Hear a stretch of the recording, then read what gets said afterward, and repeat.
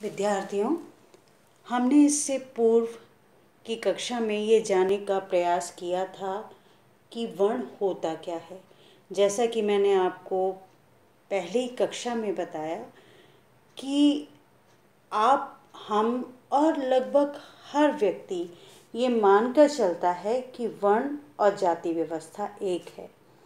मैंने प्रयास किया आपको ये समझाने का कि वर्ण और जाति व्यवस्था में बहुत बड़ा अंतर है, और उसको समझाने के लिए मैंने आपको एक उदाहरण भी दिया था जो आपको विश्वास करती हूँ कि याद होगा।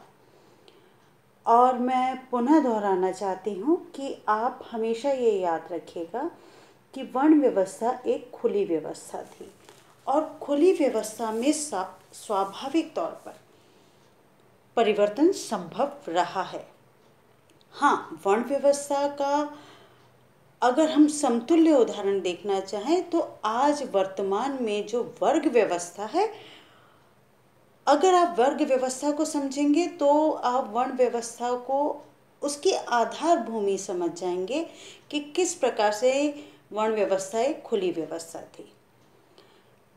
वर्ण व्यवस्था को आगे पढ़ाने और बताने से पूर्व मैं आप लोगों को ये बात भी बताना चाहूँगी, जैसा कि मैं हमेशा अपने प्रथम वर्ष के विद्यार्थियों को या समाजशास्त्र के उन विद्यार्थियों को जो भारतीय समाज को जानने और समझने की चेष्टा करते हैं, उन्हें बताने का ये प्रयास करती आई हूँ कि हर व्यवस्था, हर अवधारणा समाज विशेष और काल विशेष के साथ जुड़ी होती है।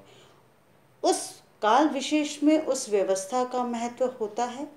यह कतई आवश्यक नहीं कि वो व्यवस्था उस काल विशेष की समाप्ति के बाद भी वही महत्व रखे। तो यही वस्तुस्थिति या यही अवधारणा वर्ण व्यवस्था के साथ भी हम जोड़कर देख सकते हैं। मैं पूर्व में ही बता चुकी हूँ कि वर्ण व्यवस्था क्या है। आज हम ये जानने का प्रयास करेंगे कि वर्ण व्यवस्था की उत्पत्ति के संबंध में कौन कौन से ऐसे सिद्धांत हैं जिनके बारे में चर्चा की गई है। तो सबसे पहले जिस सिद्धांत की बात हम करते हैं वो है परंपरागत सिद्धांत। बड़ी दिलचस्प बात है ये कि इस परंपरागत सिद्धांत को दो तत्वों के साथ जोड़कर देखा गया है। कैसे? अच्छा, चलिए आप मुझे बताइए कि मानव शरीर क्या अपने आप में, अगर उसके एक अंग को विभेद कर दिया जाए, उसके एक अंग को अलग हटा दिया जाए, तो क्या वो संपूर्ण होगा? ना, नहीं हो सकता।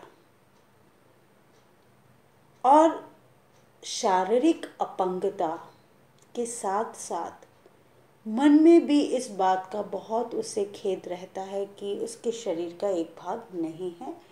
और जहाँ तक मैं समझ पाई हूँ कि उस शारीरिक कष्ट के साथ वो उतनी बेहतर तरीके से, उतने अच्छे तरीके से उन कार्यों को उस निपुणता के साथ संपन्न नहीं कर सकता जितनी निपुणता के साथ वो व्यक्ति कर सकता है या वो मानव कर सकता है जो पूर्णतः शारीरिक तौर पर स्वस्थ हो और उसके सभी अंग संचालित अवस्था में हो। मैं और बेहतर तरीके से कोशिश करती हूँ आपको समझाने की। अगर मेरे पास मुख है जिससे हम सभी बोलते हैं, अगर मेरे पास हाथ है जिससे हम सभी कार्य करते हैं, अगर मेरे पास जंघाएं हैं जिन्हें हम इंग्लिश में थाइस कहते हैं, आप कल्पना कीजिए अगर मेरे पास मेरे पाँव नहीं होंगे, जंघाएं नहीं होंगी, तो क्या मैं चल पाऊंगी या बैठ पाऊंगी? बहुत मुश्किल होगी। और आखिर में मेरे पैर, जिसके ऊपर मेरा पूरा शरीर खड़ा हुआ है, क्या उसके बगैर मैं एक सामान्य जीवन की कल्पना कर सकती हूँ? कदापि नहीं। बड़ी दिलचस्प बात है विद्यार्थियों ये कि इसे एक बहुत सकारात्मक दृष्टिकोण से समझने का प्रयास करना पड़ेगा कि जब ये व्यवस्था बनी तो उसका उद्देश्य किसी मानव को श्रेष्ठ और किसी मानव को हीन सिद्ध करने का तो कदापि नहीं रहा। इस पूरी व्यवस्था का उद्देश्य था समाज को एक सुचारू रूप से, व्यवस्थित रूप से चलाने का। आइए समझते हैं कैसे। मैं ये मान के चलती हूँ, और मैं ये दावा कदापि भी नहीं करती, ना मैंने कभी किया, ना मैं कर सकती, क्योंकि इसकी मैं अधिकारिणी नहीं हूँ, पर अपने 20-25 साल के अध्ययन, पठन पाठन के अनुभवों को निचोड़ से मैं ये कह सकती हूँ कि समाज हमारे जो मानव शरीर है उसी की भांति है। कैसे? जिस तरीके से हमारा पूरा शरीर है, सबके अलग अलग कार्य हैं। मुंह के बोलने का काम है, हाथ का कार्य करने का काम है, शस्त्र चलाने का कार्य है, और जैसे कि पहले मैंने आपसे कहा कि पाँव का, जंघाओं का, बैठने का काम है, चलने का काम है।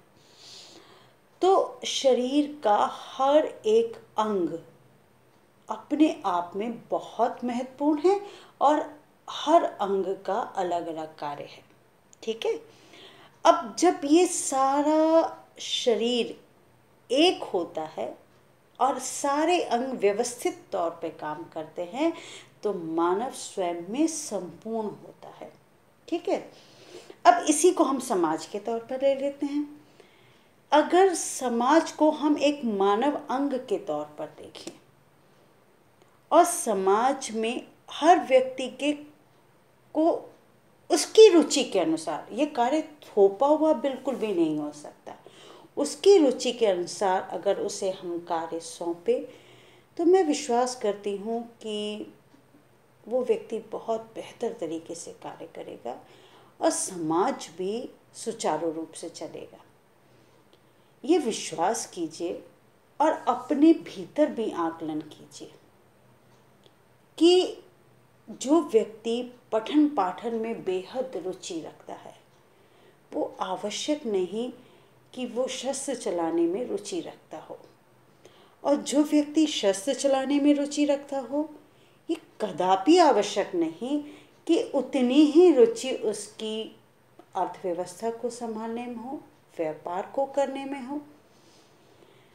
तो सारी बातों का लबोलुबाब ये है कि समाज में हर व्यक्ति अपने विशिष्ट गुणों को लेकर आता है और इन्हीं विशिष्ट गुणों को जोड़कर देखना और उनसे व्यक्ति को आगे बढ़ाना, उनके भीतर निपुणता को पैदा करना, यही वर्ण व्यवस्था का एक सार रहा। अब अगली कक्षा में हम जानेंगे कि वो कौन सा परंपरागत सिद्धांत था और उसने किस प्रकार से वर्ण व्यवस्था की उत्पत्ति के बारे में बताया। धन्यवाद।